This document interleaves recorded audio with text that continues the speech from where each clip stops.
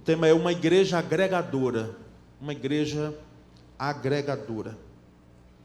E o texto bíblico, Hebreus 10, 25, diz assim: não deixemos de nos congregar, como é costume de alguns. Pelo contrário, façamos admoestações, ainda mais agora que vocês veem que o dia se aproxima. Ainda leio: não deixando nossa mútua congregação, uma outra versão diz assim, como é costume de alguns, antes admoestando-nos uns aos outros, e tanto mais quanto vedes que vai se aproximando aquele dia. Uma igreja agregadora, meus irmãos. Temos utilizado durante esse mês o livro do escritor e do pastor norte-americano Tony Merida, Ame a Sua Igreja. Inclusive quero incentivar os irmãos, aqueles que quiserem adquirir. Hoje nós temos acho que plataformas, né? Onde você pode adquirir e a preços variados. A última vez que eu olhei, ele estava num preço bem acessível. E eu quero incentivar você a ler esse livro, tá certo? Ame a Sua Igreja, Tony Merida. Há muitos irmãos que professam a fé em Cristo, mas eles não demonstram afeição pela igreja. Eles demonstram uma fé, assim, nós não vamos julgar a fé de ninguém, mas aparentemente uma fé sólida. Mas não há afeição nessa postura de uma fé sólida, afeição quanto à igreja local, quanto o pertencer a uma igreja local, uma igreja genuinamente evangélica, onde a palavra de Deus é pregada, onde Jesus é cultuado, Pai, Filho e Espírito Santo, a divindade é cultuada, onde se preza pelo ensino coerente com as Escrituras, onde não é perfeita, mas se empenha em ter uma mutualidade de comunhão, de amor, não é, fraternal. Então, esses que pensam assim, eles aceitaram a falácia, porque é uma falácia, não é? De que Cristo sim, agora igreja não. Cristo sim, igreja não. Querem Cristo, mas não querem pertencer a uma igreja local.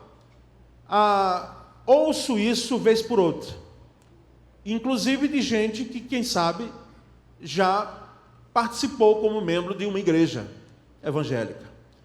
Infelizmente, quem sabe, alguns foram feridos por pastores, por líderes, não é? Porque é possível que isso ocorra, e ocorre, lamentavelmente, feridos no caminho, por algum irmão, alguma palavra, alguma atitude, alguma conduta, e aí eles fecharam o coração, se isolaram e não querem mais pertencer a nenhuma igreja evangélica, não querem mais comungar, não querem mais ter a comunhão com os irmãos, como nós estamos fazendo aqui nessa manhã e outras igrejas reunidas. E nós sabemos, irmãos, que isso ocorre. Agora, isso não deve ser o fator para que eu possa alegar que ferido fui, e eu lembro a você que quem geralmente foi ferido ou está ferido, a tendência é você ferir também. Nós seres humanos somos assim, até pelo instinto de defesa, não é? Pessoas feridas, elas podem mais facilmente ferir outro, não é? E isso não pode servir, irmãos, como um álibi, como um argumento para que ninguém mais congregue aqueles que foram feridos na caminhada. Isso, irmãos, não serve como desculpa. Até porque quando chegamos aqui, não chegamos por causa apenas do outro. Num primeiro momento, não. Nós chegamos principalmente porque nós sabemos da nossa missão, de onde viemos, o que estamos fazendo aqui e para onde iremos. Então, o argumento de que você foi ferido numa igreja local não é desculpa, seria uma desculpa esfarrapada, me permita esse termo, daqueles que usam, porque se formos partir por esse princípio, então se deixe de ir ao trabalho, porque também nós somos feridos lá, não é? E quem sabe muito mais do que na igreja, no comungar. Deixemos de ir a outros locais, rompamos, aliás, as nossas amizades, porque vez por outra ficamos intrigados um com o outro. Você está notando que esse argumento não satisfaz, de que eu fui ferido? Até porque hoje parece que a gente vive uma geração de vidro. As pessoas, elas são facilmente quebráveis, não é? Com uma mínima palavra, um comentário que às vezes vem e que não deveria vir. Porque na igreja nós precisamos ter muito cuidado quando falamos com os nossos irmãos. Nós devemos falar em amor, nós devemos falar nutrindo, não é? Um respeito mútuo. Então, se lá fora devemos ser assim, aqui dentro também. Mas isso não é um argumento de que eu ferido fui e não quero mais saber de congregar. O Novo Testamento, irmãos, o Novo Testamento, ele rejeita a noção popular de eu sou membro da Igreja Universal de Cristo, né? A igreja sem placa denominacional, e não preciso fazer parte da igreja local. O Novo Testamento, ele rejeita. Não há, isso é estranho à doutrina do Novo Testamento, você fazer parte da Igreja Universal de Cristo e você não ter a afeição, o desejo, o encantamento, né? No sentido, a palavra encantamento não no sentido pejorativo que é usado, mas no sentido de você vislumbrar a beleza da igreja. E nós percebemos aqui, então, alguns elementos, não é? Que eu gostaria de trazer em relação a essa igreja que é agregadora, e que nós devemos ser essa igreja agregadora, enquanto primeira igreja batista de Aracaju. Primeiro, deve ser uma igreja centrada no Evangelho, ou é uma igreja centrada no Evangelho. O Evangelho de Cristo Jesus. Uma igreja agregadora, ela precisa estar firmada, solidificada, não é? No sentido de centrada no Evangelho. Segundo, ela precisa valorizar o congregar. Uma igreja que valorize o ajuntamento, a reunião, não é? O estarmos juntos. Então, uma igreja agregadora, ela vai valorizar o ajuntamento cristão, o culto coletivo. Também, no terceiro momento, ela serve mutuamente com alegria. Uma igreja agregadora, ela vai valorizar, ela vai promover o servir a Cristo e servir aos outros, sim, mutuamente, não é? É redundância aí, mas é isso mesmo. Com alegria, com fulgor. Num quarto aspecto, essa igreja agregadora, ela cumpre a missão dada por Cristo através de todos. Porque nos foi dada uma missão. O indo, não é? E o ensinando fazem parte da missão. Então, essa igreja agregadora, ela procura cumprir essa missão, e de forma que ninguém fique de fora. Todos devem participar, todos. Todos devem dar as mãos numa igreja agregadora e poderem cumprir a missão.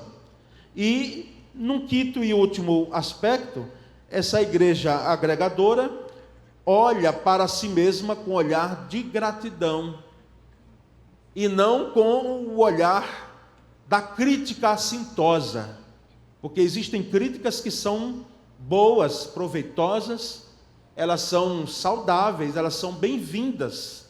Uma crítica, principalmente numa igreja batista, não é? Onde nós temos uma liberdade de ouvir o membro da igreja, não é? Numa assembleia ter direito a voz e voto, ser ouvido, O pastor não é aquele único que a voz dele é a voz de comando única, não. Mas nós sabemos, irmãos, que tem gente que critica a igreja demais. São críticos de plantão. A mínima questão numa igreja, no seu aspecto patrimonial, vamos dizer assim, não é? É motivo de crítica. E eu gostaria de dizer à igreja do Senhor nessa manhã, e digo para mim mesmo, de que de críticos a igreja já tem muito, lá fora e dentro dela. Então nós precisamos rever essa postura de termos pessoas que criticam assintosamente tudo que acontece na igreja. Desde uma pregação, se demora, se é curta, se o pregador não usou corretamente as expressões gramaticais dentro da nossa língua, que é cheia, não é? E que para nós que usamos a fala, o grande desafio de fazermos as conjugações verbais, nominais e tantas outras adequadamente, não é? Falamos português, mas cumprir as regras gramaticais às vezes é um grande desafio, mas isso é um motivo, às vezes, de crítica. E algumas vezes não temos o conforto. Eu digo aos irmãos, embora não tenham nada a reclamar, particularmente da minha posição, mas existem confortos na igreja aqui, enquanto patrimônio, que eu não tenho em minha casa. E que às vezes a gente quer que a igreja seja perfeita nesse aspecto. Então, a igreja agregadora, ela olha para si mesma com gratidão. Ela diz, Senhor, muito obrigado. Muito obrigado, porque embora nessa jornada, nessa caminhada, nós estamos rumo o cumprimento da nossa missão, mas nós temos muito mais do que agradecer, mais agradecer do que de reclamar. Embora sabemos que, reitero, a reclamação ela pode reparar erros, não é? Então, a igreja que olha para si mesma com olhar de gratidão e esperança, é uma igreja agregadora. O futuro dela, com esperança de dizer, olha, nós vamos melhorar, nós vamos avançar, nós vamos crescer não apenas numericamente, mas qualitativamente. Nós vamos ter bons esposos, esposas aqui, nós vamos ter bons líderes, nós vamos ter toda uma geração que será criada pelos princípios do Evangelho. Nós vamos acolher as crianças atípicas e as famílias atípicas em nossa igreja. Nós vamos saber lidar quando algumas delas, no nosso meio, que já vão para cerca de 20 dessas crianças atípicas, ou mais, porque talvez os pais não se alertaram em fazer ainda, ou procurar um diagnóstico, nós precisamos abraçar, colher aqueles que estão mais fracos na fé, e olhar com esperança para o nosso futuro, enquanto igreja. E, irmãos, eu trago considerações finais, então, a essa palavra devocional, de que, primeiro, a Bíblia desconhece o cristianismo de lobos solitários. Lobos solitários só no filme, viu? Não temos como, irmãos, ter um cristianismo com a solidão, o caminho solo. Não. Se alguém diz, não, é o cristianismo e eu vou trilhar sozinho, não vai dar certo nunca. Segundo, é um desafio manter a comunhão em Cristo, apesar das diferenças e das fraquezas, buscando preservar a unidade. É um grande desafio manter essa unidade, respeitando as diferenças que temos, não é? Mas, e quem disse que isso é fácil? É um desafio mesmo, e é difícil para nós. Aqui nós visualizamos, todas as vezes que nos reunimos, um grande milagre. Pessoas tão diferentes, juntas, embora pouco tempo passamos aqui. Quando nos debruçamos com maior tempo, a possibilidade é grande da gente poder, quem sabe, ter alguns desgastes, não é? No relacionamento, isso ocorre. Mas nunca foi fácil, em termos de igreja. É um desafio nós podermos olhar para o outro e dizer: meu irmão, apesar de você ser diferente da maneira de eu ser, eu o amo no amor de Cristo Jesus e lhe respeito.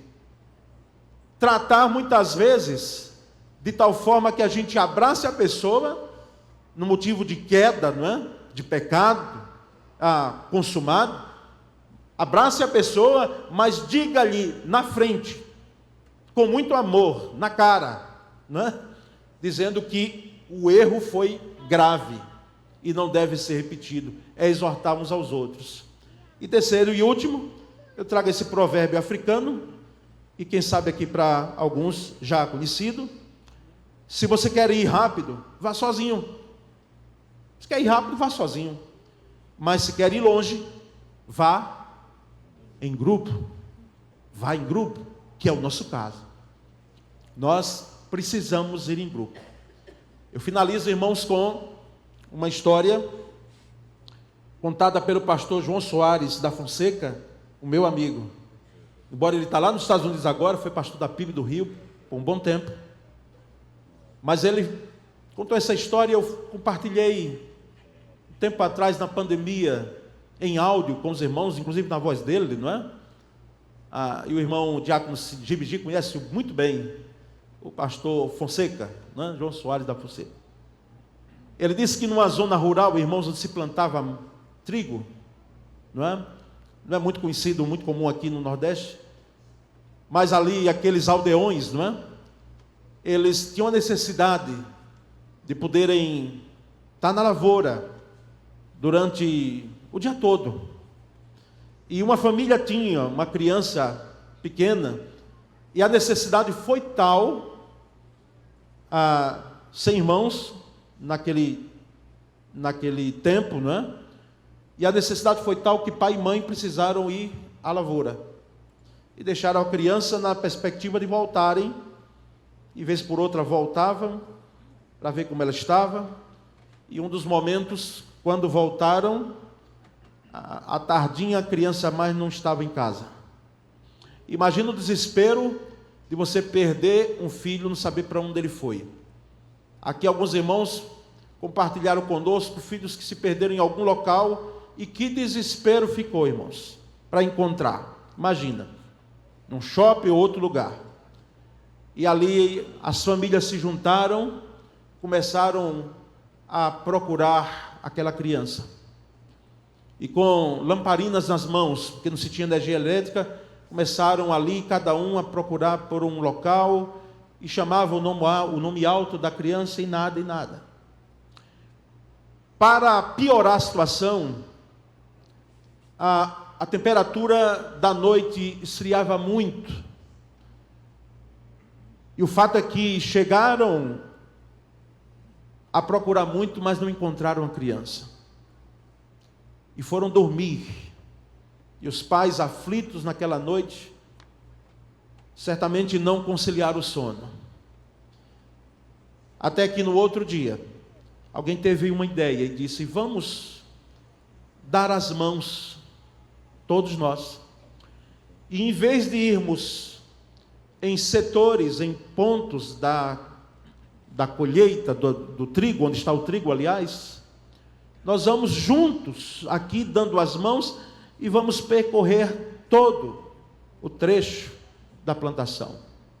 E assim foram, deram as mãos e saíram. E encontraram, irmãos, a menininha, já sem vida, de bruço, com neve sobre ela. E alguém disse: por que é que nós não demos as mãos antes?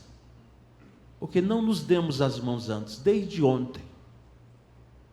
Porque não nos demos as mãos antes, porque se nós tivéssemos dado as mãos e procurado, nós iríamos encontrar, e não cada um procurando por si próprio. Essa ilustração, irmãos, ela reflete muito bem a caminhada que deve ser a caminhada de uma igreja agregadora, de mãos dadas. De mãos dadas. Porque de mãos dadas nós vamos alcançar o objetivo. Que Deus, com a sua graça, nos fortaleça, para que possamos ser igreja agregadora. Amém? Vamos ter uma palavra de oração. Senhor Deus, palavra explanada, Senhor, inclusive com o maior tempo que eu tinha em mente, mas que ela cale profundamente em nosso coração, que ela encontre, Senhor, terreno fértil em nossa vida, que ela desça de nossa mente até o nosso ser, e ela produza a afeição, o fulgor, o desejo, a necessidade, Senhor, de entendermos, de sermos igreja agregadora, que dê as mãos, que tenha prazer no congregar. Ó Deus, essa é a nossa oração, nós a fazemos em nome de Jesus. Amém.